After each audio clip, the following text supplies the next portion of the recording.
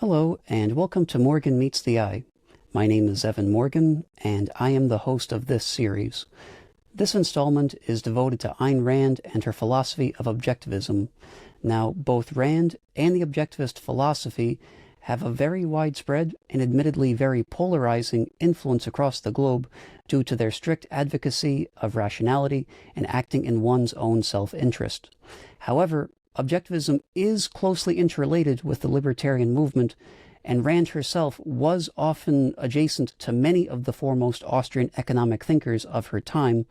So, for this reason, it only makes sense for this podcast to delve into the objectivist philosophy and see what it has to offer in terms of individualism and free market capitalism. This is episode 16 of Morgan Meets the Eye, in which my guests and I discuss aspects of objectivism such as metaphysics, epistemology, and ethics, among other areas.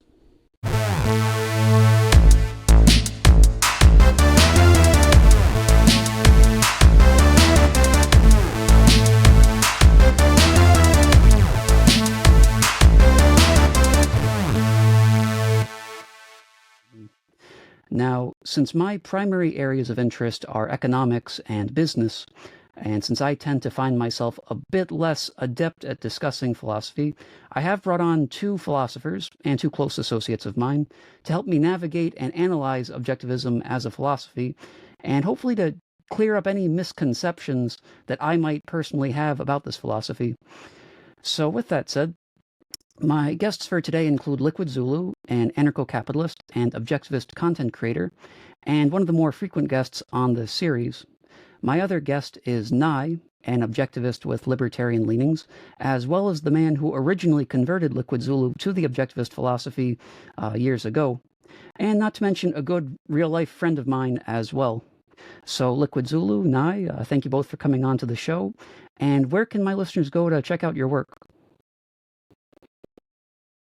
Yeah, I suppose I think you mentioned it there. Yeah, just Liquid Zulu on YouTube, and you can find. I've also got a wiki which I'm going through and currently notating all of Objectivism, the philosophy of Ayn Rand, and that's just liquidzulu.github.io/brain. And on the main site of without the /brain, you can also find my courses on various things. I've only done a Libertarianism course at the moment, but we'll be doing others in the future.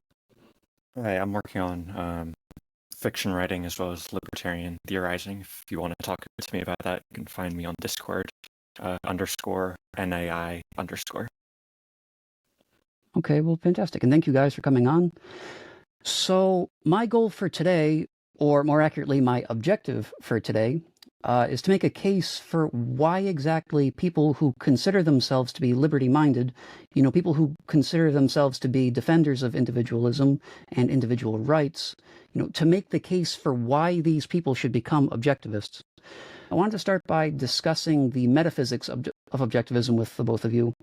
Now, based on my understanding of what objectivism is, objectivism claims that there is no supernatural realm, only the natural. Now, when I first heard this, I interpreted this to mean that objectivists believe that only physical material exists in the universe.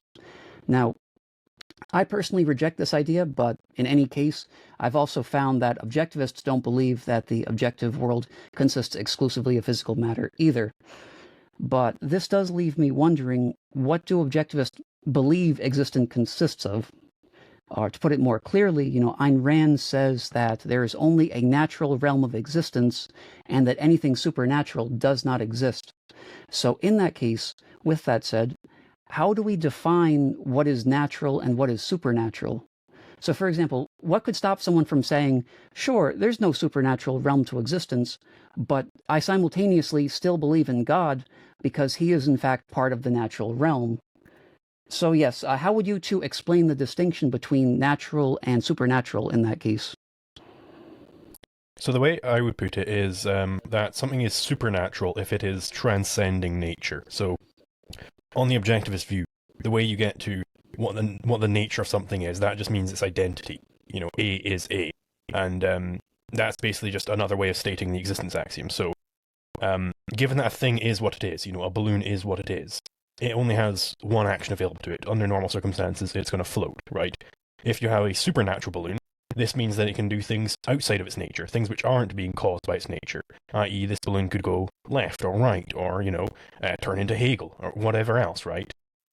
This is the essence of what the supernatural is on the objectivist view. So I would say with respect to that, the physicalism question, I don't think objectivism as such can deal with that.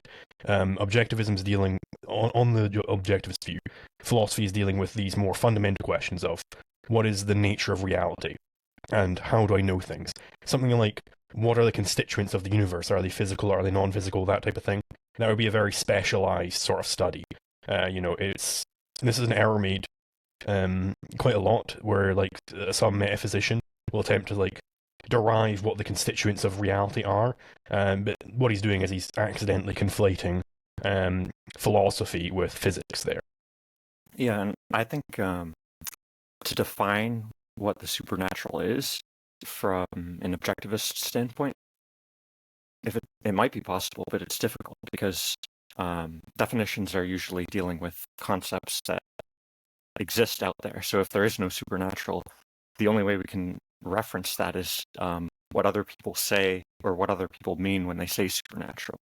So I would look to competing philosophies, like what does Plato mean when he says supernatural? What does Kant mean with the noumenal and the phenomenal? What does Plato mean with the world of forms? And that's where I would look to find the distinction between natural and supernatural. And Liquid Zulu, I did hear that in your response you were kind of touching on the concept of A is A.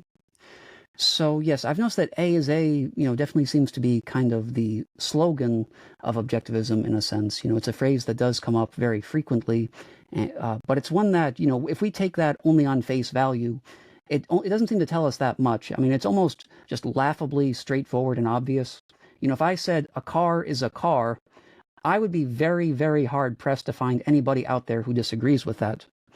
Now, this phrase, A is A, is in fact, Ayn Rand referring to the law of identity, and this is a philosophical concept I know that has been discussed since the days of Socrates and Plato. Now, somewhere along the line, it seems that people have overlooked the fact that A is A, and I'm kind of curious, since Ayn Rand herself had to bring this back to the forefront of our knowledge, that in the sense that almost this truth has been disregarded, are there any examples that either of you could point to of our society essentially trying to push the idea that A is not A? I can think of one easy one from ancient Greek philosophy, and that would be Heraclitus. He thought that the world was all chaos, and that contradictions are all that is true, right? And this view, it carries through very much to the modern age. It's like, well, the world is chaotic, so we would need something to come in and order it. This is the primacy of consciousness view. Without God being in the picture, then the world would be chaos. A would be non-A, right? We have to have something to make A, right? So that is not holding the law of identity where it should be. That is kind of making it some sort of derivative law from God said so, right? And they're also Hegel. He's big into synthesis, yada yada yada, right? That all seems very contradictory to me. And it's like even if you're just talking to someone and they say, and you go through a deduction and they say, well, I understand all of that, but that might be true for you, but not for me. It's like, well, I mean, then it's like truth is relative. Things can be the case for different people. We can have contradictions, and contradiction is just the negative way of stating the law of identity, right? So it's fine for things to contradict. And, in Kant's view, it's fine for things to contradict out in the noumenal. So the noumenal, A isn't A. The actual base of reality, A is not A. It's just subjective. So I would say that would be some of the main areas where I see people not getting the law of identity right. Yeah, I would look towards the Soviet Union in particular, the concept of the new Soviet man. And that's just one example, but there's all sorts of these intellectual movements whose premise is that there is no such thing as human nature. Humans are malleable. We can make people into whatever we want to make them into. So that's a rejection of A as A on the concrete man is man. So under these views, there is no nature to man. Man is nothing in particular. He's some sort of floating abstraction. But there's, I think, a more relevant and a more personal example of this, which is take the child who is afraid of something, afraid of the monster under the bed. So what does he do? He covers his eyes with his hands. So he thinks if he can't see it, then it doesn't exist. So this is primacy of consciousness. What exists depends on what I am aware of.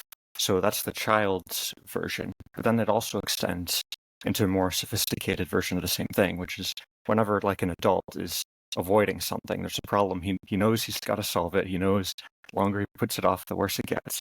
But he just avoids it. Why? Because he's acting on the belief, even if it's only implicit. He's acting on the belief that if he's not aware of this, then he doesn't have to deal with it. It ceases to exist. A is not A. Nye, I noticed you were talking about in the idea of the Soviet Union, they're basically disregarding the concept of human nature. They're saying that it's malleable and can be influenced in any direction that it would like.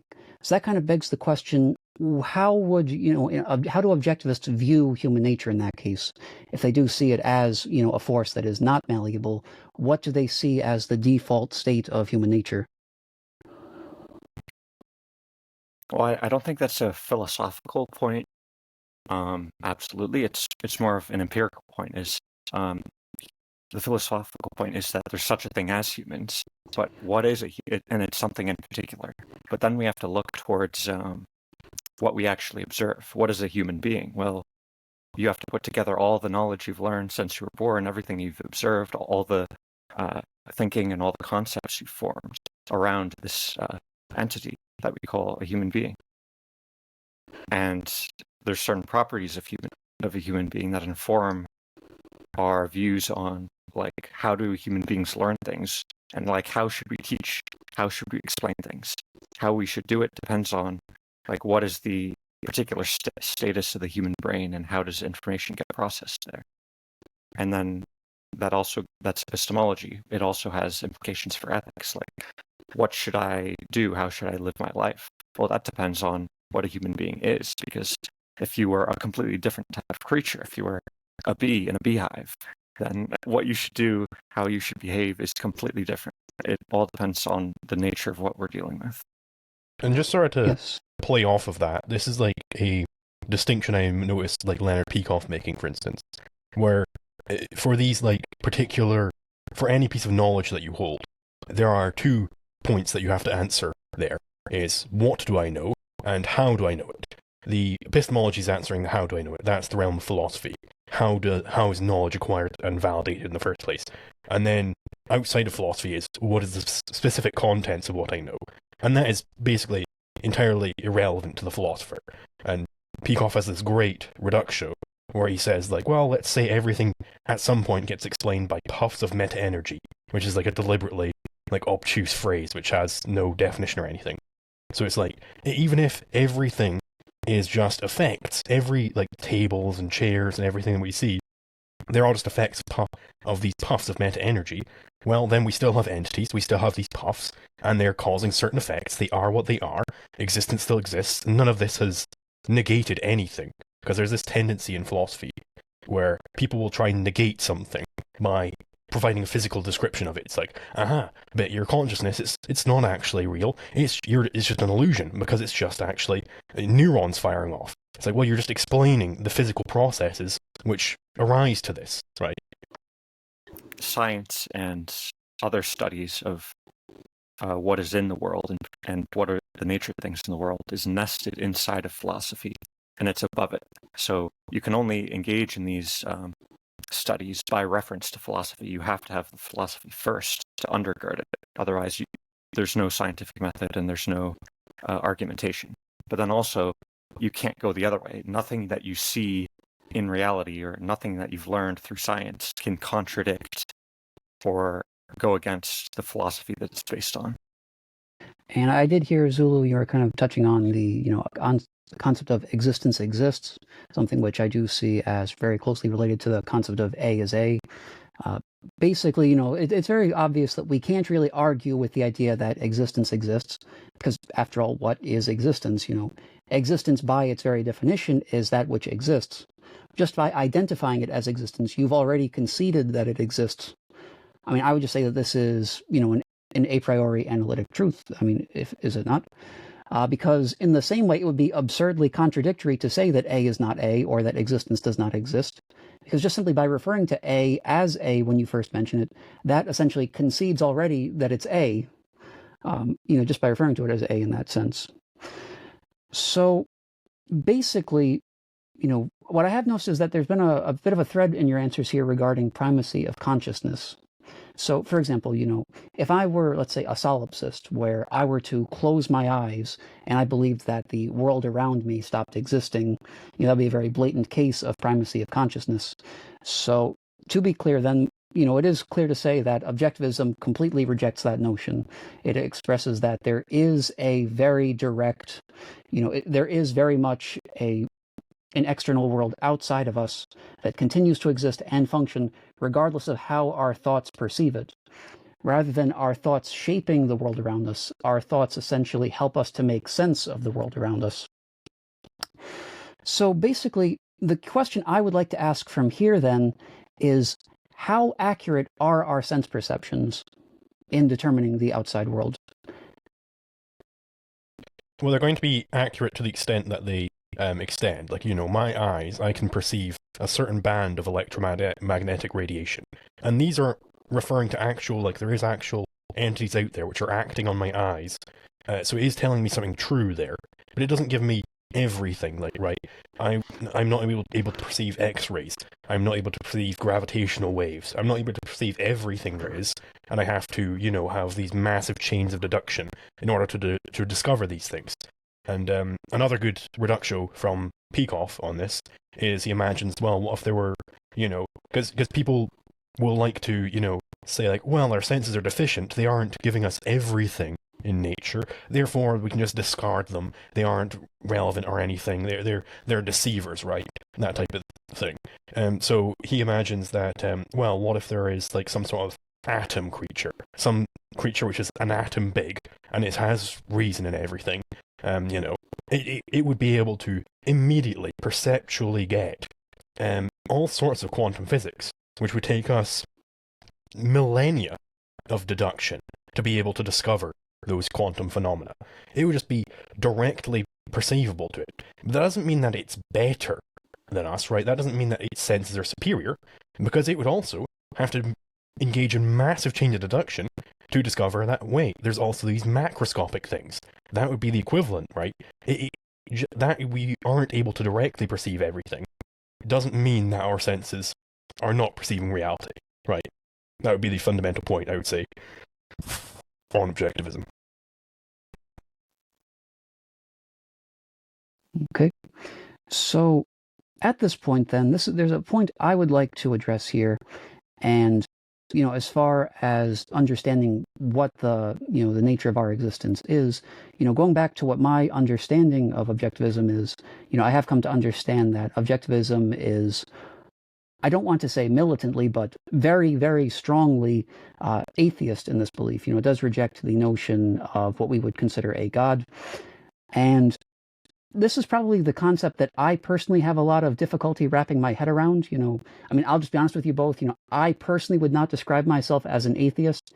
I would describe myself more as an agnostic.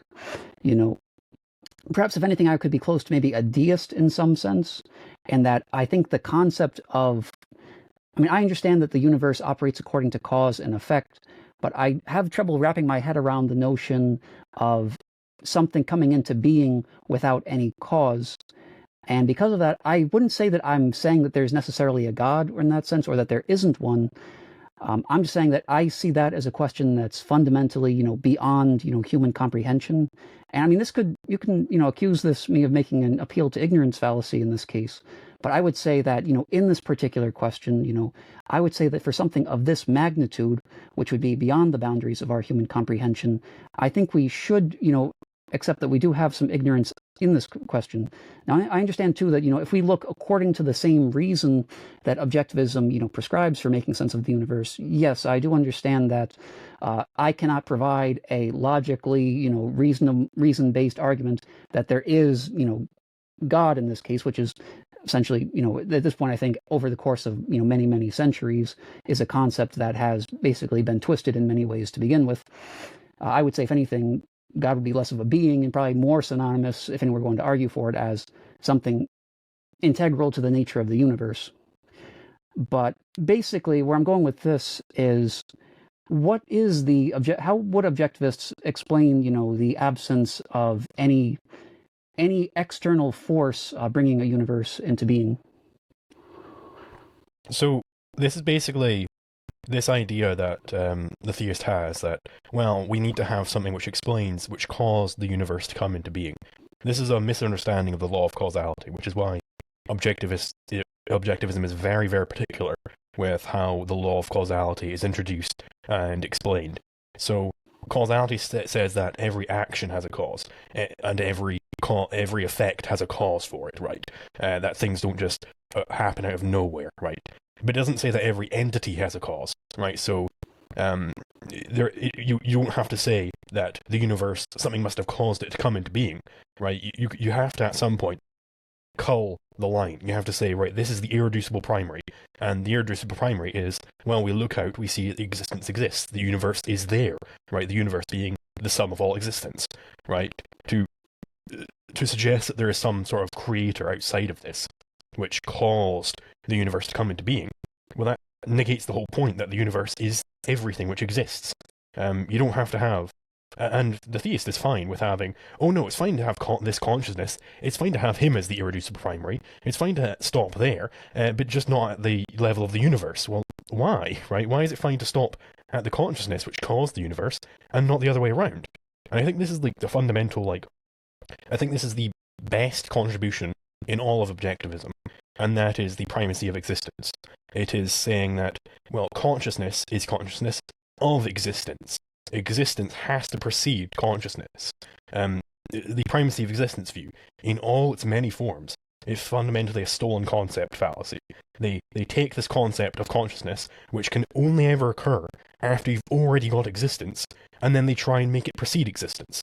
It's a complete inversion, and it just, from that, every single error in philosophy, I'm almost convinced of this, that every error can be drawn back to primacy of consciousness.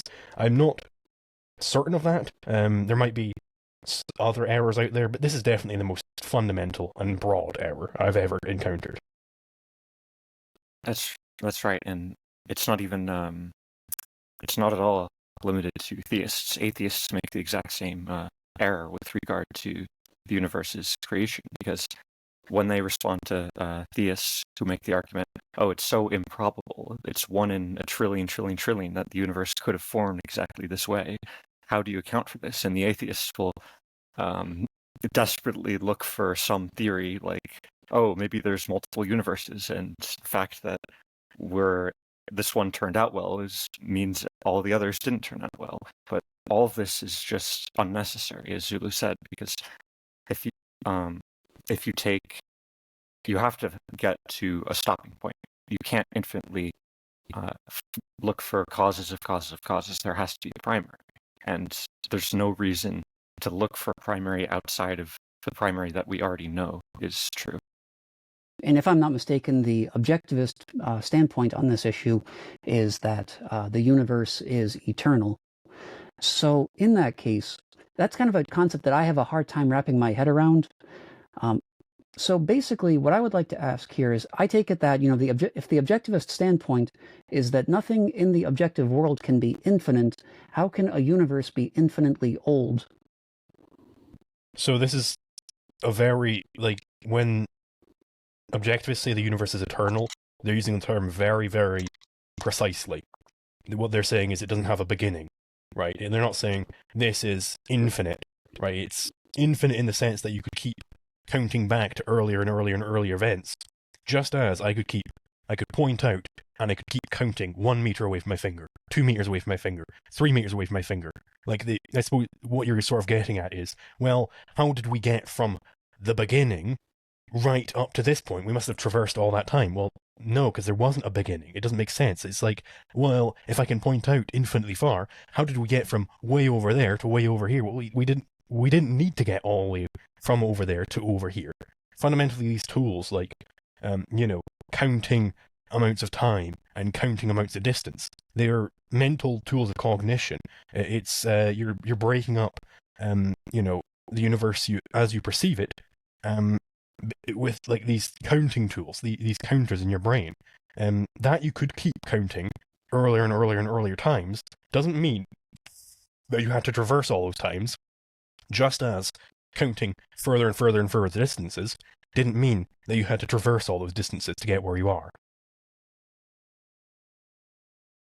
Okay.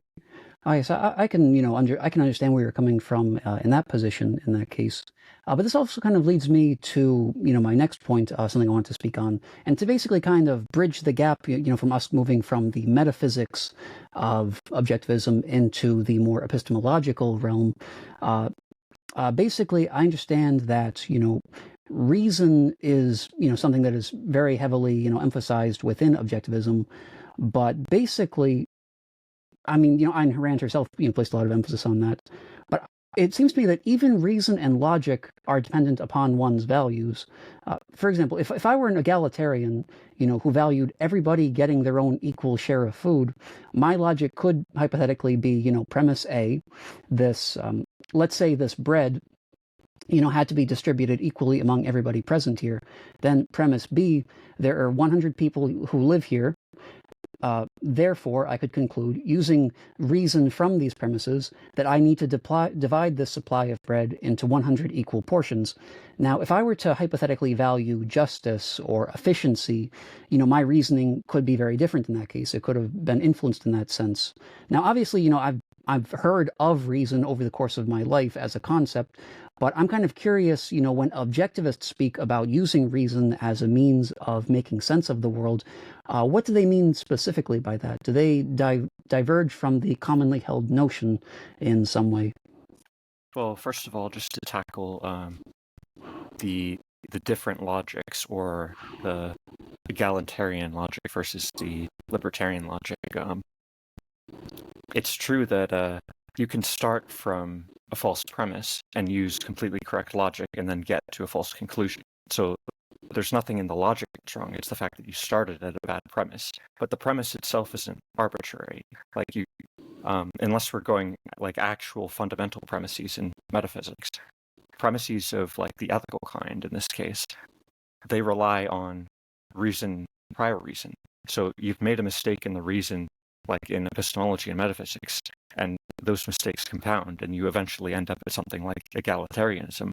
And if you just take that as a fundamental, then there's no amount of logic that can save you at that point. You've got to, as Ayn Rand said, to check your premises and find out where you went wrong. Okay, in that case, am I to understand that what you're saying is that values come from logic rather than vice versa? Yeah, absolutely. Okay, very good. Just wanted to be clear on that then.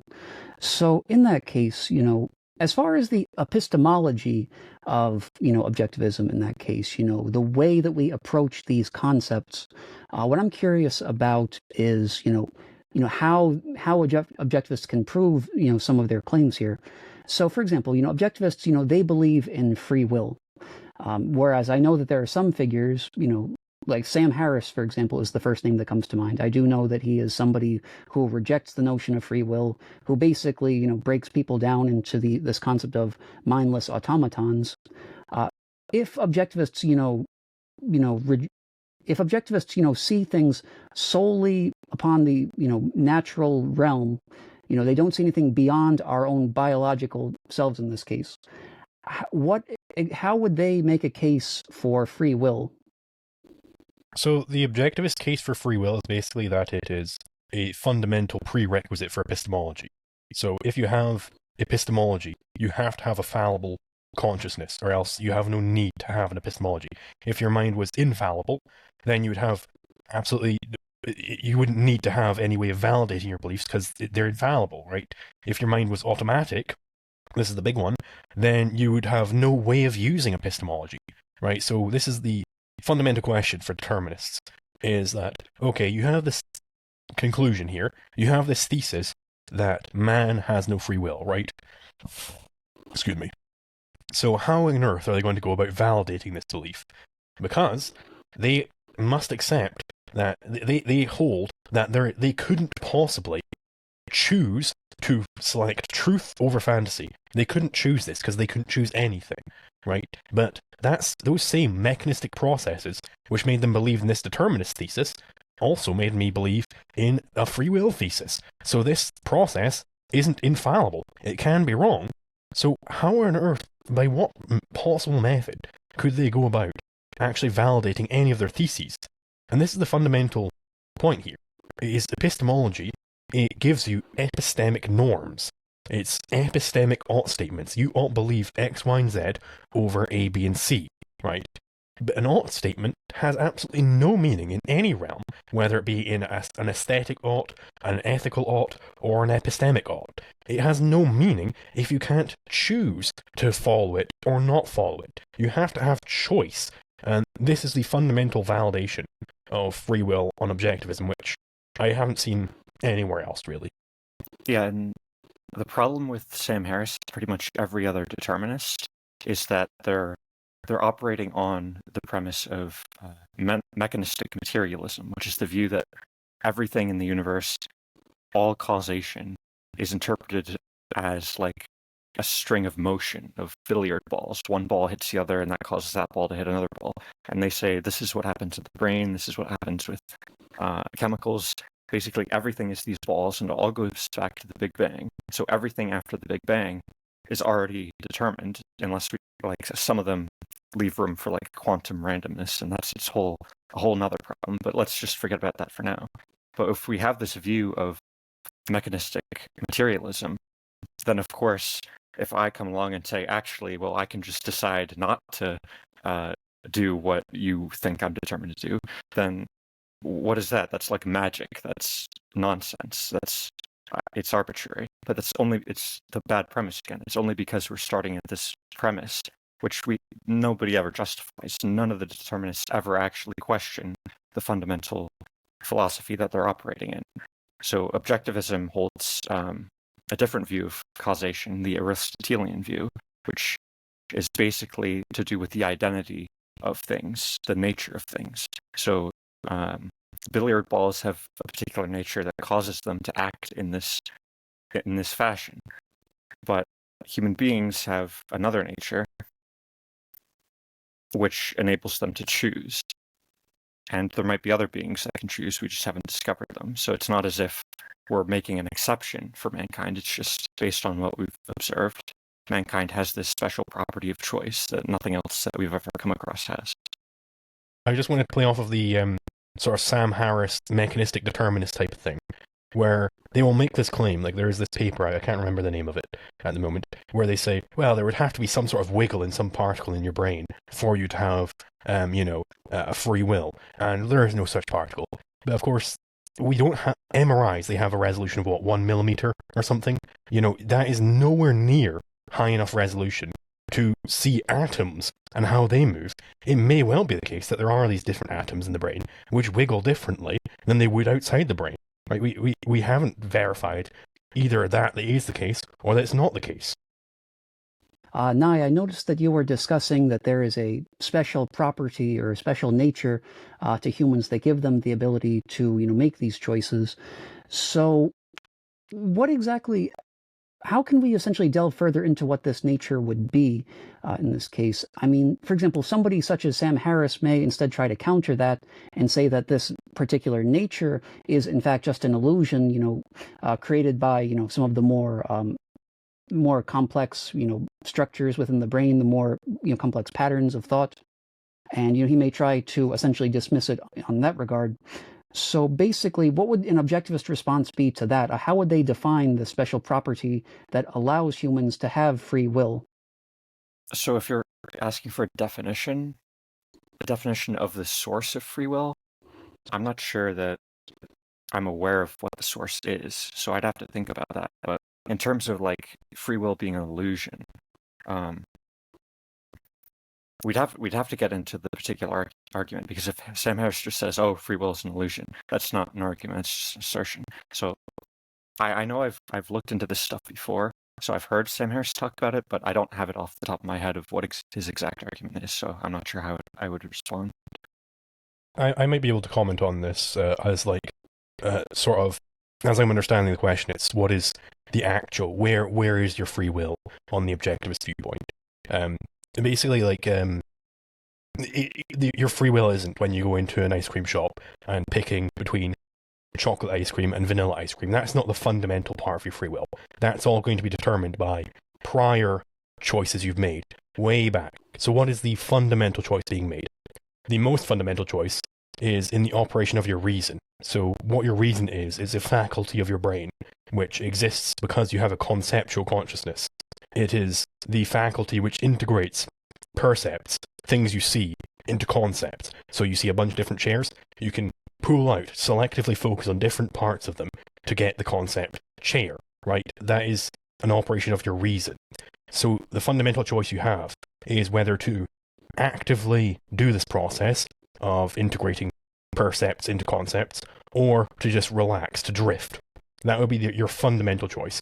And then there's a secondary choice on top of that, of in your operation of your reason, if you're actively using your reason, do you choose to actively integrate concepts, follow the rules of logic and everything, or do you disintegrate them? Do you place them in the wrong locations? Do you are you making false conclusions? Are you eschewing logic? That type of thing. This is where your choice fundamentally lies. Every other choice is derivative from this. So an example I like to use for this is, there would be an emotional reaction to things. Your emotional reaction to whether you would prefer, your preference for the ice cream would be born from these prior choices. I would like it better if I have vanilla than chocolate, right? So that is what you're getting. It's what are you preferring? So your preferences. Let's say there is an example of a landlord, right? A landlord is evicting a tenant who hasn't been paying the rent, right? This exact same stimulus, two different people are going to have very different reactions to it. One person would prefer that the tenant get the fuck out. They're a libertarian, right? They're pro-property. Another person, a socialist, would prefer that the tenant rise up, and they would be really angry about this, whether the libertarian is very happy that they're getting evicted, right? This is your emotional response here. It's born from your prior thought or evasion. The socialist has been going through years and years and years of evasion. They have built up many, many, many false premises, and that's why they respond in that way. And that's why they have the preference that they do. Whereas the libertarian has been going through many, many years of correct conclusions. That is why they think the way they do. It's all born from this fundamental choice of whether to think, evade, or drift. I have remembered one of Sam Harris's arguments that I can give a good response to. He goes a lot into biology and neuroscience. Neuroscience is the big one, and he says, "Well, we've studied the brain and we've identified all these different components, and we know that these components operate in such a way as to produce the macroscopic phenomena of decisions and cognitive behaviors. So therefore, we've debunked free will. We've got a scientific explanation. But the first mistake there is confusing mechanistic causation with components. So just because we can reduce the macroscopic events down to neurological components, that doesn't mean we've actually explained how this works systematically. Nobody knows how these components, all the firing of the neurons, add up to produce am I going to get out of bed this morning or not? Nobody can actually explain that or anything else. So they're jumping the gun. They pretend they have a scientific observation here, but it's really just their philosophy, their implicit philosophy that they're using. And this actually kind of ties into another thing I was thinking about, as far as, primacy of consciousness versus primacy of existence. We have, for example, when we perceive things with our senses, we have certain rods and cones in our eyes that allow us to see color. whereas other certain animals do not have this same ability. To them, they see things as in black and white. Our brains allow us to perceive information differently from other species of animal, for example, and I think statistically there's a tremendously likely chance that there are other creatures in the universe out there that have better capabilities of processing information than humanity does. So in that case, with these differences in our own biological abilities to perceive information, with our own different sense perceptions, how exactly would we go about? How can objectivists prove that our own sense perceptions are accurate in in making sense of the world around us, or that they are not in fact misleading us, perhaps just by the own bias of our own biological processes? So the fundamental point on which that would rest with this notion of, well, we perceive by particular means, the idea is, therefore, because we have particular means, that's going to impart certain things to the data coming in, and therefore the senses are invalid. So this is like the Kantian attack on the senses. So what the idea is that the ideal consciousness would be a characterless mirror. It wouldn't have any particular means, any specific means of perceiving reality. It would perceive reality know-how rather than somehow.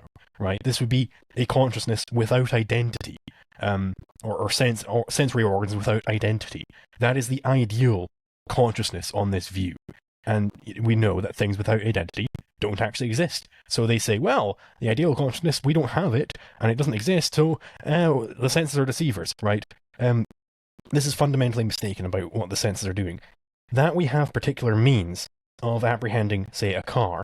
Right? That does not negate that we're actually perceiving something.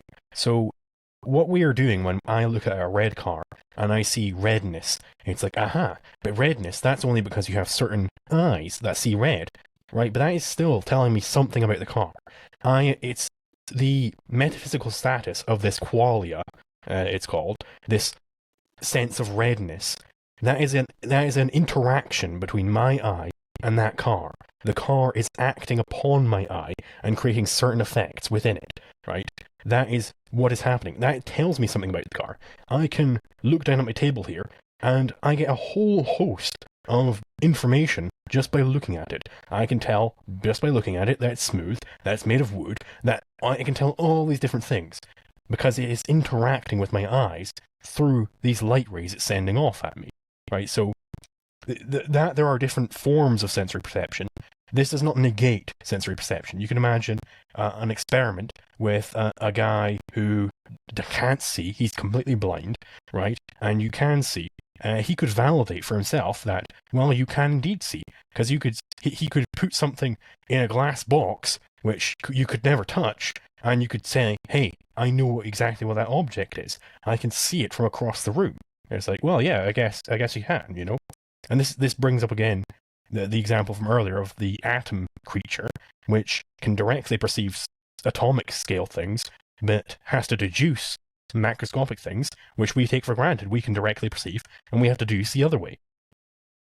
So you put your question a couple different ways. The second way you put it was, like, of the form, how do you prove that that your senses are not mistaken, that you're not perceiving reality as it is? And that is Cartesian doubt. That's just like asserting or demanding that the other person prove a negative, like prove that you're not dreaming. So we can go into that if we want to, why Cartesian doubt doesn't work. But I think more fundamentally, what is the justification for the fact that we're perceiving reality as it is? I can't give you any argument, and I can't really point it out to you. I can't prove to you that you're not like hearing a voice in your head right now, and we're not actually having a conversation. That's something you have to see for yourself and validate for yourself. It's fundamentally an independent self-process of proof or justification. But what I can do is say, if you take the negative on this, if you say we can't perceive reality, then why are we having this conversation? Like, how do you know that what I'm saying is actually what I'm saying? How do you know that I didn't actually just give you how do you know I'm not a Kantian? And I'm giving you like a Kantian defense right now, but your ears are deceiving you. So you have to recognize that you're acting on the premise that we can correctly perceive reality in all of its forms, and not just narrowly, but very broadly. We can very accurately perceive reality, and we can integrate reality into concepts. So there's no way for you to validly argue against that, given that you're relying on that to make your argument. So I'm kind of curious how exactly, we can take this epistemological view and then connect that into the field of ethics, for example. I mean, let's say we can clarify then that there is this objective world. This world is objective, it is outside of us, we can do our best to make sense of it. And of course, while that is the goal we strive for, we can't gather 100% of the knowledge about the objective world, but we don't have to begin with. That's not really the point. But from there, how do we go from that to rational egoism as a concept, which, objectivism is arguably most famous for? Where does this concept arise from? Yeah, so it follows, right? Like, we have this tree, we have metaphysics at the base, and we've got epistemology, and then we've got ethics at the top of the trunk, and then from there it branches out into a bunch of different topics. But it's an integrated structure, so we don't take rational egoism as its own premise that has nothing behind it. The nutshell of this is, because reality exists as it exists, that we can't play pretend, we can't will something to be as we wish it to be, even if that's not the case. That's point one. And point two is because human beings are a particular thing. We can't be whatever we want to be. So that's the same principle as applied to humans, which we've talked about. Human beings have a definite nature, which leads them to have a particular way in which to go about living a good life, which is the goal of ethics. And now the final point is epistemology. Because humans acquire knowledge and integrate knowledge independently, nobody else can give us knowledge that we don't have to think through ourselves. If your teacher tells you something, you don't know automatically that it's true. You have to validate it by either going back to the basics, and like if your teacher says force equals mass times acceleration, you can do experiments, and you can like redo Newton's experiments and justify it that way. But you can also just look into the history of this and validate that, okay, all these people did do these experiments and the data is correct. So because we have to think independently, and because we can't change that fact, it leads us into the foundation of ethics, which is rationality. We have to figure out for ourselves how to live and how to survive. And that's the foundation for rational egoism. Okay. Yes, I see where you're going. This kind of leads me into the territorial realm a bit, where I feel a bit more certain of, different ideas here. So, I often do say that, basically our position as human beings is that we are individuals first and members of a society second, regardless of what certain ideologies may try to tell us. So in that case, since, we have this rationally egoist perspective where people, since we are fundamentally individuals and, that individual, desire comes first, I've noticed a lot of people, especially people who are new to, objectivism. I know I myself was when I was first, presented with this ideology. I was a bit uncomfortable with the idea of people being fundamentally self-interested. I thought, for example, on a more, just on a philosophical, ethical level, I was thinking, how can love between people be genuine if we all put ourselves before people around us? Now, fundamentally, that might be kind of an uncomfortable concept for some people to realize, but I would kind of turn this on, on one's head. I would say, if you love somebody else, wouldn't you want that person to love and value themselves? Or, wouldn't you want that person to have great self-esteem, as Ayn Rand would say? In fact, I would say that to do otherwise for them actually seems cold and cruel and selfish on your part. So basically, just on, more of this level, how would, Ayn Rand, for example, how would objectivism break down this concept of, love between, for one person towards another? how does objectivism view that relationship? I just want to sneak in a quick word because I know Nai's like an uber expert on this topic, so I just want to make sure I can get my word in so it doesn't get completely subsumed into whatever he's going to say. But yeah, I think you brought up something important there, which is this notion of a selfish love. It's love not because you're sacrificing yourself for the other person, because Ayn Rand has this great interview, I can't remember the exact one, where she's like, imagine what a true altruist love would be. It would be, I'm marrying you, not because I actually like you, or I actually enjoy spending time with you, but because I'm actually sacrificing myself. I hate being around you, but I'm such a good altruist that I'm going to sacrifice myself just for your sake, right? That would be surely the most awful thing ever you could possibly say to someone. That is going to be like breakup material right there, surely, you'd think. So this selfish notion of love, it is both people are truly benefiting from each other. And this is like something which is very easily misunderstood, where you have this idea of egoism, so it must be never ever give anything to anyone.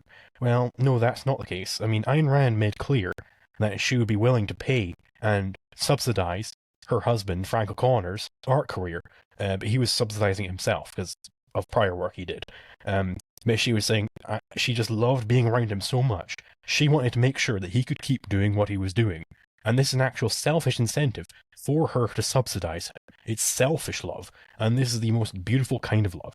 And Nye is just, he's writing a whole book on it, so I suppose he has more to say.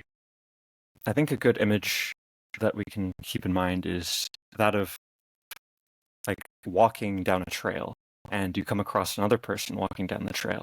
And the way you can interact with this person is you can both start walking together and keep pace with each other. And maybe one person has like a longer legs, so he has a longer pace, so he has to slow down for the other person there who has a shorter stride. But he slows down because he values our company more than he values like the absolute speed at where he's going. So that wouldn't be a sacrifice. That would be a value judgment of, actually, I prefer this company more than I prefer what I was doing previously. So I'm incorporating this into my my own goals and my own person, essentially, my own self. But then the other way you could do it is I come across this other person, and then I just stop walking and say, hey, can you drag me the rest of the way? And actually, not even that, but you have a duty to drag me the rest of the way, because I am your fellow man, and man is his brother's keeper, and you have a duty to drag me down this trail, and I'm going to be kicking and screaming the whole way, but this is what you have to do if you want to have a good life, is you've got to drag me, and maybe we both end up won't even get to where we're trying to go, but nevertheless, this is our duty, and I think that is a good visualization of the ethics of altruism and egoism in operation. Duty-based ethics. What philosopher have I heard that from in the past? But in any case, yes, I do see where you're going with that in that case. And in fact, I mean, as far as I'm concerned too, interestingly enough, when I think about, love from an altruistic standpoint, probably the first concept that comes to my mind is the biblical story of Jesus being crucified. Now, if we look at the actual details of that story, it's a very grotesque and horrific story of, a man basically being, slaughtered and, being killed for the sake of others. And, I mean, the way I see it, just as, as a side commentary, I mean, if that's, the most vivid, story of, altruistic love, I don't think it's doing a very good job of advertising that point. But in any case, kind of moving on from that, Ayn Rand, in this concept of self-love that she refers to, she talks about self-esteem as a distinct concept from selfishness. Mainly, I perceive this mainly as an attempt to clear up any misconceptions that might exist around the word, selfish.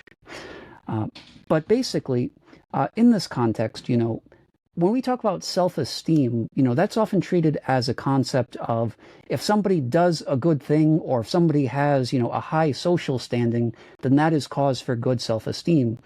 Now, where it almost seems as though with Ayn Rand, there seems to be a push back against, one's social standing as a cause for self-esteem, because social standing might be, just playing to the gallery or trying to appeal to the common denominator, for example. So in that case, that's where I would like to ask, where does this concept of self-esteem arise from exactly? What is the source of that? Well, I think self-esteem, it goes back to A is A. So self-esteem is a thing. It has a nature, and it can't be whatever you want it to be. So we can't prove from philosophy itself, like, what is the source of self-esteem? That's something we have to observe. But we've done the observations, and in your own life, you can observe your own life. Like, when have you felt the most pride in yourself? When have you felt like been the most happy? When have you felt good about yourself, basically? And you can think of all the examples, and you can start to integrate those examples and say, what do all these examples have in common? And if you do that, you eventually come to the conclusion that self-esteem comes from your own judgment. So somebody else telling you, oh, you did a good job. You might be thankful for that or appreciative for that comment. But fundamentally, if you say you didn't do a good job, say you cheated on the test, and then your teacher says, oh, you got a 100%, great job. Does that make you feel good, or does that make you feel guilty and rotten? It's the latter, because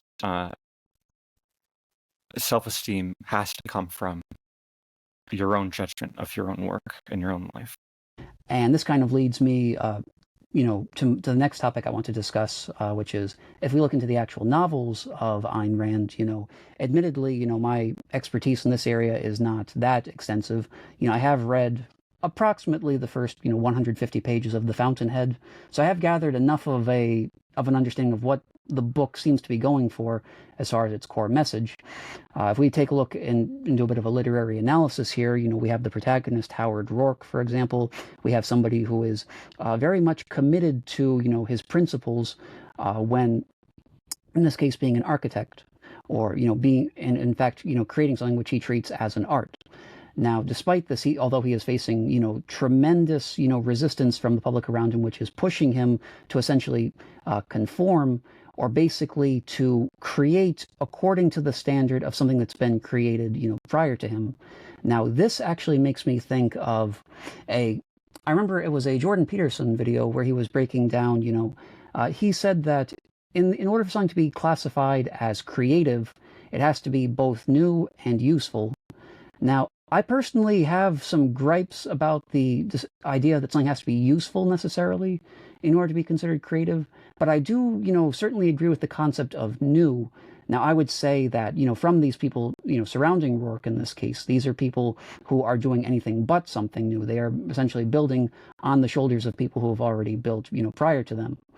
Now, in this case, when we look at Howard Rourke as this architect, he's building things according to a certain principle, but sometimes in this book, this principle seems a little vague and, challenging to wrap one's head around. One might say, now I know there's a school of thought, if we are objectivists, we may say that his form of building is objectively correct. But how can we apply this principle to art, for example? How can we say that someone's art is, correct in this sense, whereas somebody else's is incorrect? How would objectivists view the artistic realm in this light? So I'm very happy you brought this up, because I've been ramming the objectivist aesthetics recently for my AI art video. Yes, basically the fundamental aspect of what art is it is a concretization of some particular philosophy. So the justification for this is they, bat down a couple of other theories of art, and then we get to this, right? It is, we have to have, in every single choice we make, that is all based on a very, very, very broad field of metaphysics and epistemology, and then your ethics, right? That is all a whole host of ideas in there, very, very abstract. You can't have all of these abstractions continually operative in your mind, and yet you require for them to be continually operative for you to make the correct choice. So what art is doing is it takes all of these abstracts, all of these concepts, and it distills them down into a single percept, one thing that you can just immediately see and go, yes, I understand now. So instead of me thinking, through a whole chain of deduction from the metaphysics, existence exists, all the way through the epistemology, how do I know things, all the way down into the ethics, to decide which color of ice cream I want to get, right? I can just say, what would Howard Rourke do? And then I just know what I should do in that situation, because there's a concrete form of the ideal man in a Howard Rourke. So, given this, there are basically two ways that you can analyze a piece of art on the objectivist view. You analyze it, and both ways are required for a complete and total objective analysis of the art. You analyze the philosophy that it embodies, and you analyze the actual aesthetic values that it has. So, aesthetic values, there is such a thing as objective aesthetic principles, because art is an actual thing with an actual purpose. Its purpose is to concretize some particular philosophy. So there are a few different ones you could give. Peikoff gives 3 in his Opar. The first is selectivity. You have to be very, very selective. You have to be judicious with respect to what your subject is, what you're going to depict. Right? You can't just depict any random thing, because any random thing is not going to be good at concretizing your philosophy. Right? Given that the yes, so you can't choose as your subject just whatever comes along or whatever I remember from my adolescence, and since it's your own perspective, right, it can't be whatever other people like, whatever the critics approve of. These things can't work, right? They're objectively poor, just on a pure aesthetic level. And the second principle is clarity. You have to be clear with what you're depicting, because any fuzzy line, any sort of blurred ambiguity type of thing, you're not going to be able to bring this up into focus. It's, by definition, if it's blurry, if you can't make out what it's actually saying, it's out of focus. You couldn't make it into focus, right? So that is another objective principle for objectively good art. And then the third one is like the hallmark of art, it was called by Ayn Rand, and that is integration. So every little bit has to be completely integrated with every other one. Every piece has to imply the rest and be implied by the rest. So you can't have the justification for this, the validation of this, would be that if you had some art piece where it didn't have a complete integration, it was like, the style it was in was very, very clear, very, very, proper lines and everything. Everything looked like it should in a universe where A is A, and then what it's concretizing is a Heraclitean metaphysics that is not integrated, it's disintegrated. You have essentially two pieces of art there, which are combined into one, and you can't separate them out, and this completely muddles the whole process, because you're supposed to be focusing on one single concrete, so that you can bring it into focus and know what choice to make. So any sort of disintegration, it completely destroys this. You're supposed to be making a new, selectively chosen reality. Any point which is out of place, immediately your focus goes towards it, and it destroys the rest. The entire process is demolished by having disintegrated art. I think any sort of dissonance that someone might have on hearing, like the fact that art can be objective for the first time, is the fact that nobody in our culture ever defines art. Like, art is taken as whatever you want it to be. Everything's art. Anything, like, your art is as good as mine. We can't, like, it's all subjective. If you think it's good, then it's good for you.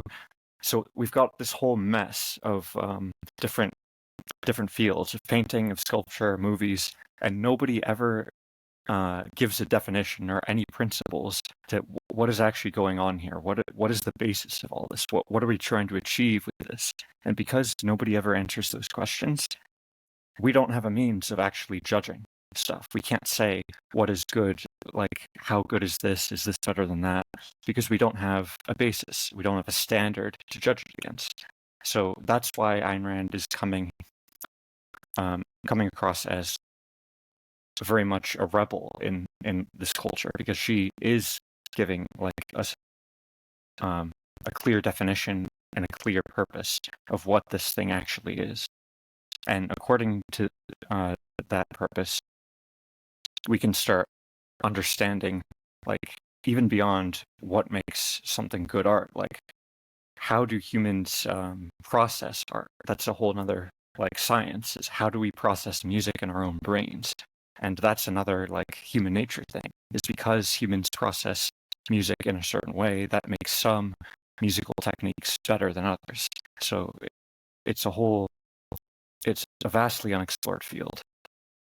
Very profoundly said there. I myself, up until this point, have heard almost two, I've had almost two polar opposite, impressions of how, objectivism approaches the creative aspect. And as we all know, creativity is absolutely essential to any capitalist system, for example, in any market, depends on that. Basically, what I've heard is I've had one sense where it almost seems like a very liberating concept, the way she approaches art. But I've also had other notions, for example, where I have seen, not from myself but from outside forms of media, portraying certain aspects of her ideology. For example, we can take A is A, for example. We know that this is a line that refers to the law of identity. But I have seen certain sources try to pose this as A is A, and that's it. You can't really imagine anything beyond A. So if you start thinking, like, let's say I look at A and I see different potential capabilities to this concept. No, somebody might say, the objectivist would step in and say, no, A is strictly A. You can't, see beyond that. You have to take it only for what it is. And I thought, what faster way to, suppress the concept of imagination or any, free thinking than that. But basically, this kind of leads me to another idea of what I was thinking. So basically, in objectivism, we have this, we have existence, the external, and we have the consciousness, which is internal. But basically, where I'm going with this concept is, what exactly would your response be to people who try to, who try to present this objectivist view on art as something that is, censorious, trying to, push people into a corner, for example, because, for example, if you tell people that, there is one correct way to present art, and that everything else is incorrect, some people do tend to dig their heels in. So how would you respond to them in that case? How would you, defend objectivism? Well, there's a couple of different things here, so let's take one at a time. I'll leave on the table for now, like, it's like there's only one right way to do it. So let's get back to that. First of all, the idea of what was it?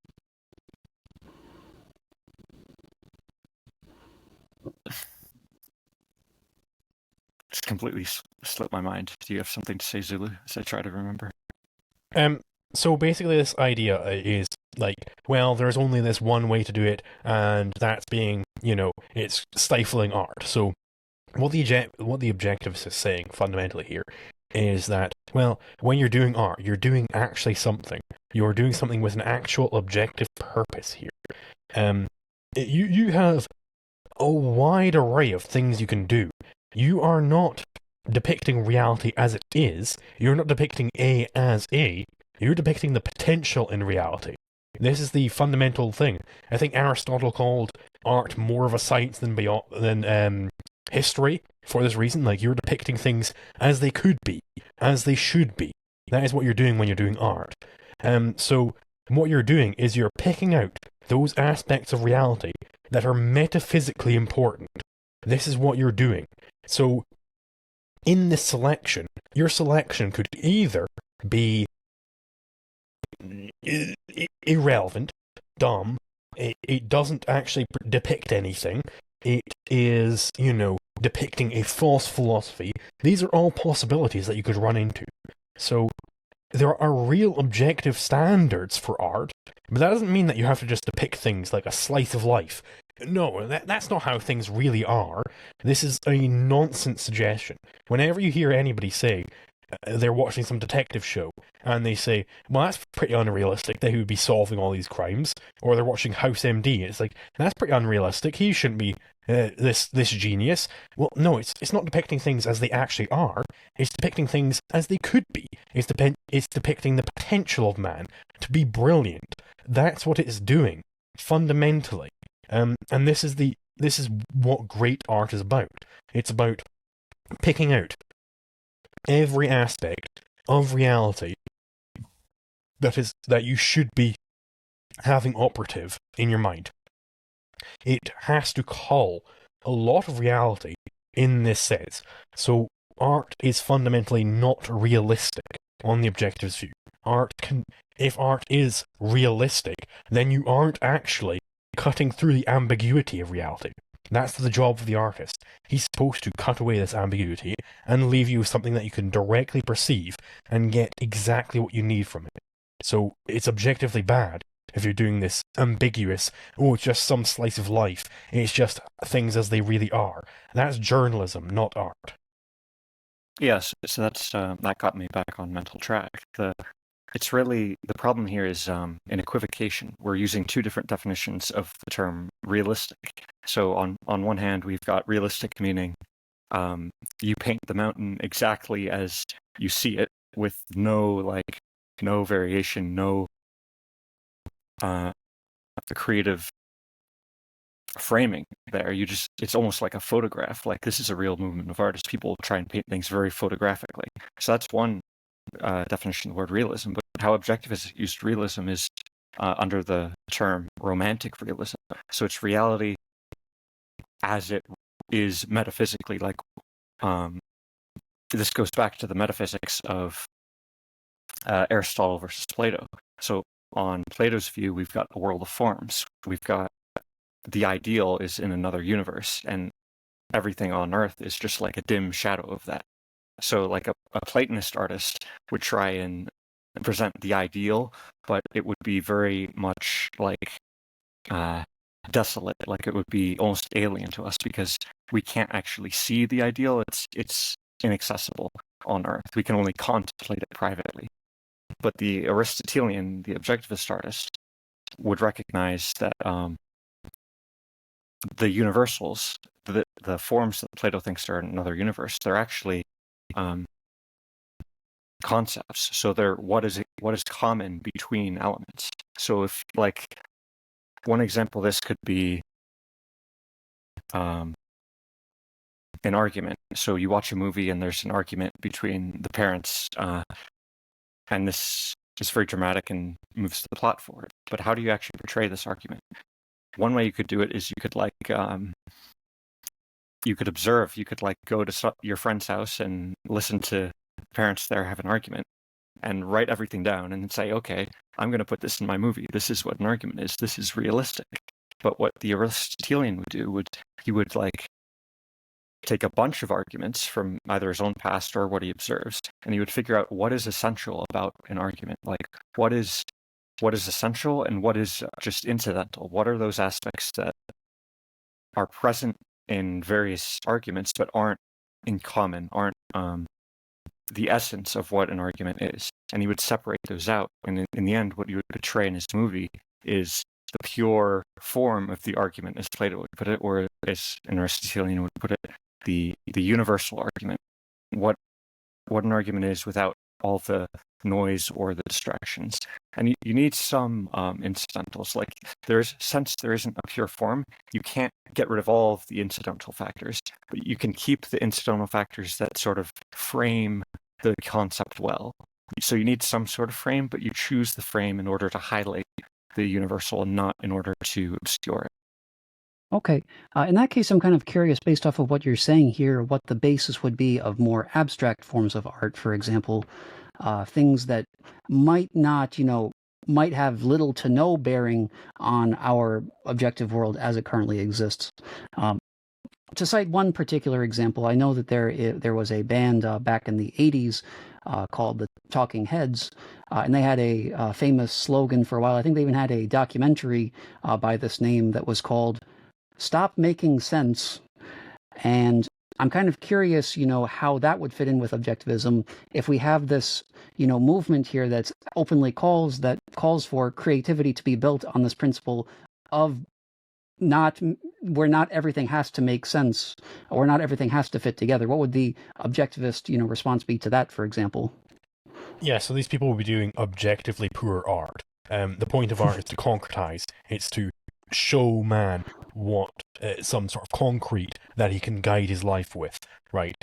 Any sort of ambiguity movement in art, they're fundamentally against the very purpose of art in the first place. It's an anti-concept almost. We see this with Jackson Pollock, where he just has random paints splashed on a canvas, right? What exactly is that saying? I can't tell what exactly this means.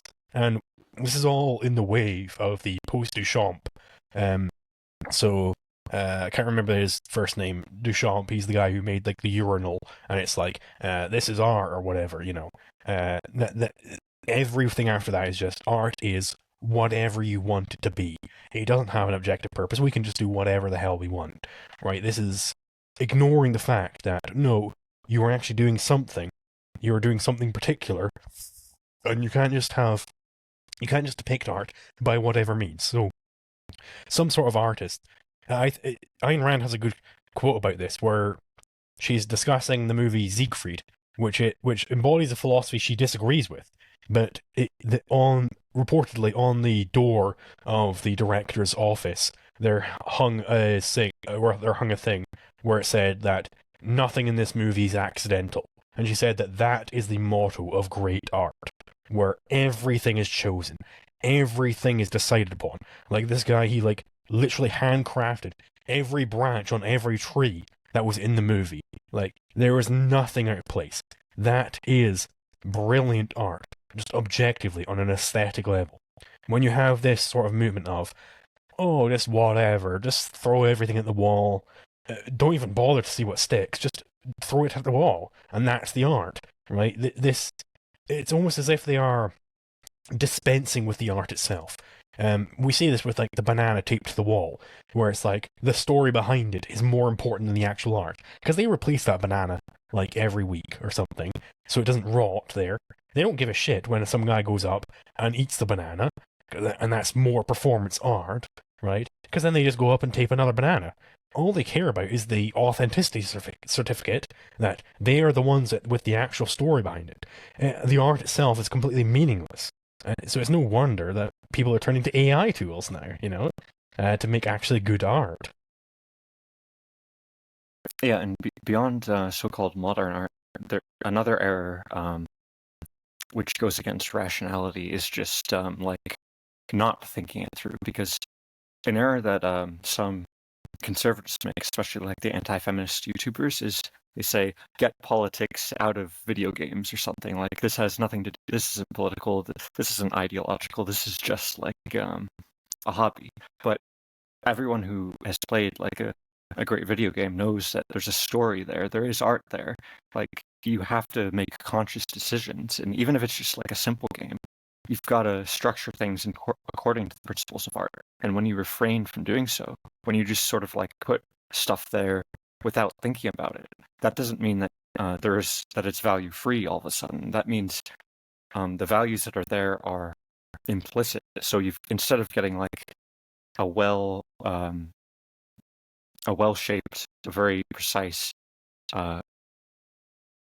final product where everything is where it should be and everything is revolves around one idea, what you end up getting is a hodgepodge. You get a patchwork, Frankenstein's monster, amalgamation of all of the unquestioned premises that you believe in, but you don't even realize it, because the stuff doesn't happen randomly, and it doesn't happen without cause. Again, going back to the fundamental principles, and because those two things are true, anything if you're writing a story, every word you put in that story has a cause, and its cause is because you put it there, and you put it there because you have a premise or a value system or a belief that leads you to thinking that this is important in a story. But if you didn't think about it, then you haven't determined whether that's correct or not, whether your premise was right. And if your premise is wrong, that's when you get bad results. I do want to kind of move to, what the heart of this podcast is, about, and that is, naturally libertarianism. So in this case, basically, I would argue that objectivism, provides it provides a form of justifying, the libertarian, legal theory, for example. We talk about libertarian ideals of respecting individual property rights, and non-aggression towards others. Now, you might have somebody such as a Marxist, for example, who, questions that, says, why is that, the law that should follow? They might say that that's basically founded on some assumption, or that it essentially, some type of circular reasoning that libertarian ethics are already correct. But what does draw me in about objectivism is that it does provide some type of framework, some type of system, really, where we can extract from, metaphysics, we can extract that from that to epistemology, we can extract from that to ethics. And from there we can come to the conclusion that, libertarian, law is the most logical form of law that we can have. Another alternative to this, I would think, would be something similar to argumentation ethics, for example. But basically, I'm curious, so basically, if you could lay out, since you know more about this philosophy than I do, if you could lay out how exactly, objectivism, for example, would relate with, say, Austrian economics, or with Rothbardian form of anarcho-capitalism, and what the relevance of that would be. So I could comment on the legal side here. Basically, I think Rand's fundamental misstep, perhaps the only error she ever made, was in misplacing the correct starting point for law. She had this notion of it's politics. It's about the organization of the polis, which assumes a metaphysical existence of the polis, which is collectivism, right? That's a false start. The correct starting point is we have this thing called conflicts. How do we resolve these conflicts? Conflicts being contradictory actions, right? Crusoe and Friday, they're trying to use the same stick at the same time. Crusoe's use of the stick excludes Friday's use of it, and vice versa, right? So how do we resolve these? This is the way that I come to it, is I look at the different alternatives, and I say, right, either we have the law of the jungle, or we have the non-aggression principle, or we have some sort of mixed law, which is an in-betweeny state, right? And what I do is I say, hey, the law of the jungle, that's just clear whim worship, which reduces into a whim epistemology, which reduces into primacy of consciousness. So it's falsified, right? It's falsified in objectivism. Then we have mixed law, which also reduces into the law of the jungle through various methods. You can just look through the different theses and say, hey, this is still primacy of consciousness, this is still whim worship. And then you can also use argumentation ethics in there as just a catch-all, right? So those two options, they reduce into primacy of consciousness. So you've got only one option left, and that's the NAP. So the NAP is verified on objectivism, and that is how we correctly ground it, I would say. I think that is the proper starting point of law on objectivist premises, and that's why I do this whole wiki where I'm making the brain on my website that I want to integrate this properly. Objectivism with Rothbardian anarcho-capitalism. That's why I started it. Yeah, the work that still has to be done with integrating libertarian legal theory with objectivism is how does it follow from rational egoism?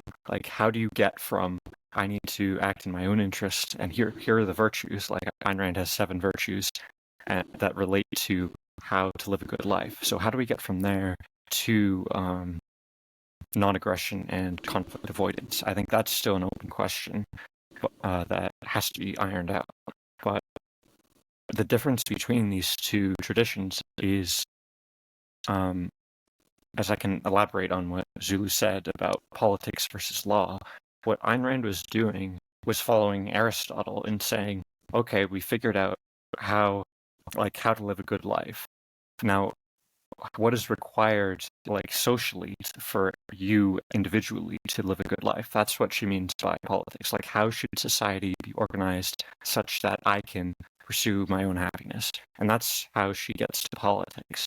But that's different from what the question of law is asking, where law is asking specifically about the ethics of force. On libertarianism, law is a subset of ethics, where how should I treat other people regarding force? when is it justified for me to use force? When is it not? What are the legal consequences, etc.? But for Rand, that question is coming from a collectivist framework, because she's asking socially, like, what should the rules be socially, so that individuals can pursue their happiness. So that's completely taking us away from ethics itself. We've gone outside of ethics, and that's why she says politics is a fourth branch of philosophy, because we've left ethics. We're no longer asking, should I steal from the sky and call it taxation? Like, that's no longer a valid question. The question is, should society practice taxation? And that that ends up, I think, the biggest reason why libertarians and objectivists can't have reasonable debates is because they're operating on two completely different fields of philosophy. Yes, so there does seem to be some element of a conflict between the libertarian movement and the objectivist movement, which I think actually very nicely segs into the final point I wanted to discuss on this topic, and that being the issue of objectivism as a closed versus as an open ideology. So in this case, this is something where in this case, let's say that, well, for example, I can actually point you to a very specific example in this case. We have Leonard Peikoff, for example, who's a follower, basically the head of the Ayn Rand Institute. Now, his stance basically is that, objectivism is a closed system. It's basically that, Ayn Rand herself, what she said is essentially gospel, and we can't really question what she believed, even though, as far as I'm concerned, and as far as I think even you two would be concerned, many of her personal political stances, for example, which have since been defended by many objectivists, based on the grounds that it's what she believed, I would say that many of these political stances were fundamentally bad. I mean, they were fundamentally, like, she really missed the mark in a lot of these cases. Many of her geopolitical views were incorrect, I would say, in regards to, let's say, Israel, or let's say, military intervention in some cases. Nuke all of Iran. Yes. So I would say that, because, she missed the mark so badly on these topics, I personally would lean towards the idea that objectivism should be treated as an open system, especially because, just basically in the name, it's not Randism, it's objectivism. It's an objective ideology outside of one's own perspective. So then David Kelly, he basically, stood against, Leonard Peikoff on this particular issue. There was some big conflict. David Kelly left the Ayn Rand Institute and ended up founding what is today the Atlas Society. So basically, I'm kind of curious as to what you two believe as far as how the message of objectivism is being portrayed nowadays by certain institutions such as this. Do you think the Ayn Rand Institute is doing an accurate job representing her ideals? Do you think the Atlas Society is? And if not, what do you think would be the best source for objectivism as it should essentially be preached to society? Well, first of all, I just want to correct you on Leonard Peikoff. So you said, like, he treats the word of Ayn Rand as gospel, and that's what closed objectivism means, is that whatever Ayn Rand said is true and nothing else. Like, she discovered all the philosophical truths and will never go beyond that, will never discover anything new. That's not his position. He makes it clear that that he doesn't think that Ayn Rand is infallible. It's just that he didn't find any errors in her work. So that's his position. And regarding objectivism being closed, he says, actually, I'm not sure if he said this, but I think that this is definitely his stance, is that there can be further philosophical truths that we discover that Ayn Rand didn't discover. Like, we can go beyond her, and not just, like, applying her philosophy, but actually, like, finding out more stuff about epistemology, etc. It's just that he wouldn't call any of that stuff objectivism. He would say, come up with a new name and name your own philosophy, and that'll be your philosophy. That's just not objectivism. So I think that whole open versus closed debate is, it's not it's not what a lot of people make it out to be. It's more of a conceptual debate of how do we decide what this term actually means. So it's a much narrower question, and it might be important, but it's not a question that like puts faith versus reason, for example. Like nobody is, at least officially, going out and saying that it's impossible, Ayn Rand's infallible, she's handing us a gospel. Maybe some people behave that way and they don't question her enough, but at least that's not what they're doing explicitly. I would basically, like, my take on this is that I think there is a thing as the cult of Ayn Rand. Basically, what I call this closed system objectivism, I call it zombie objectivism. It's objectivism just from the dead. It will always remain the same as it is. We can have never any improvements upon it, which is not how we treat any other philosophy. We don't say that Aristotelianism is just whatever beliefs Aristotle happened to hold. We don't say that the theory of relativity is just whatever beliefs Einstein happened to hold, right? We understand that the theory of relativity can advance beyond Einstein. And I would say definitely that this notion of objectivism as a closed system has been used to just justify this notion of, well, Ayn Rand said it, therefore it's true. Like, this is a very widespread thing. There is an article I was recommended a while ago, I haven't read it yet, where it's called something along the lines of, Ayn Rand said so is not an argument. Because this is a very, very, very widespread tendency within objectivism, where it's like, well, but Ayn Rand said so, right? Ayn Rand said IP is valid. Ayn Rand said these things. So it's like, that's not an argument. That's true. And they want to have their cake and eat it too, right? They want to say, objectivism is a complete system. It completely covers all philosophy, and it's also a closed system. So we've already discovered everything. Like, this is not an uncommon belief to encounter from Ayn Rand cultists, from zombie objectivists. They will say both these things at the same time. But it's like, well, then how do you account for law? Because there were innovations in law made beyond Ayn Rand. How do you account for that? They can't. It's not possible. So they have to just adopt this collectivism, which was snuck through. And that is why I call it zombie objectivism. This is completely an anathema to the core of objectivism. And we understand for every other philosophy, all that is relevant is the core of that philosophy, not the random little deviations they made, right? What is core to Cartesianism isn't that he said that isn't cogito ergo sum. That is not what is core to it. What is core to it is the Cartesian doubt method, the method of doubt. That is the core, right? That is all that is relevant philosophically in the history of philosophy. That is all that is relevant. Yeah, and I definitely agree. Peikoff does this himself. Is like he's discussing Aristotelian philosophy, and he'll come across like a point that he'll say, "Well, that's not essential to Aristotelianism. That doesn't follow from his premises. That's more of like a carryover back from when he was a disciple of Plato. So I'm going to categorize that as a Platonic point and not an Aristotelian point." So I think the problem would be when he takes objectivism, because he doesn't think there were any errors that Ayn Rand made. He thinks she got it 100% right. Therefore, that's informing his view that, for example, politics and war are part of objectivism.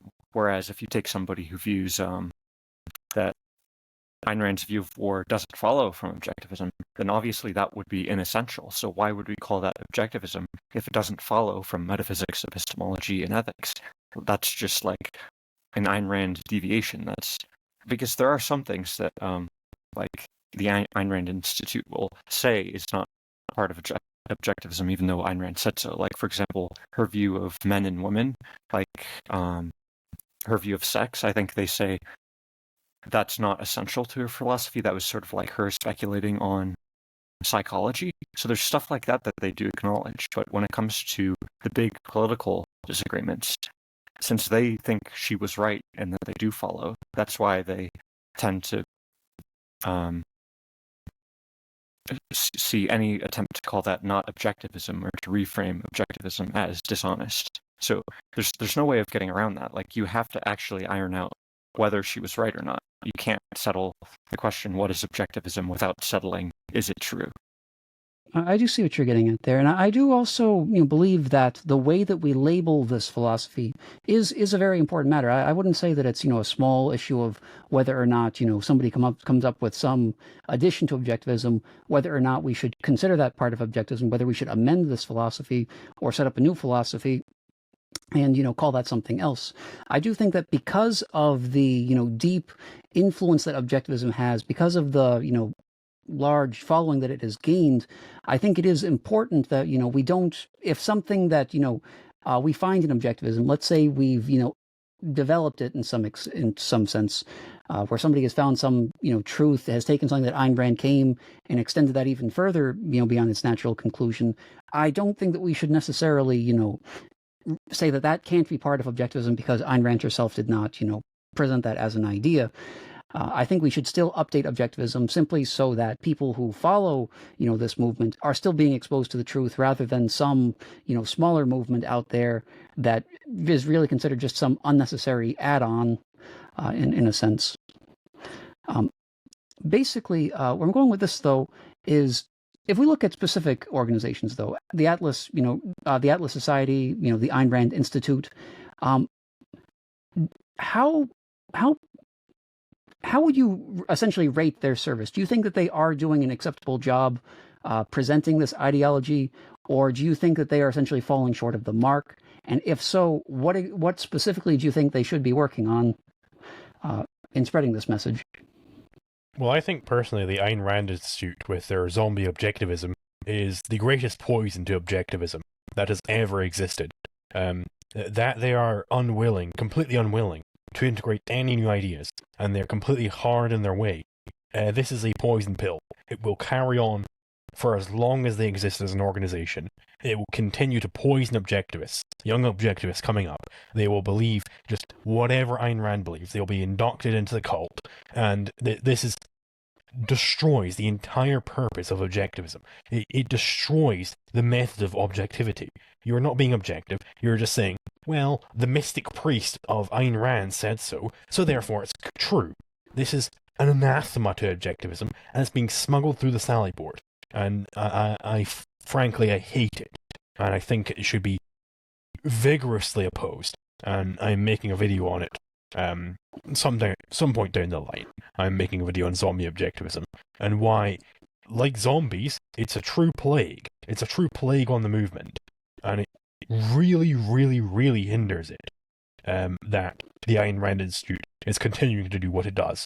They do a bunch of good stuff on the core of the philosophy, but then when they start venturing into politics, they really just having this tiny little error.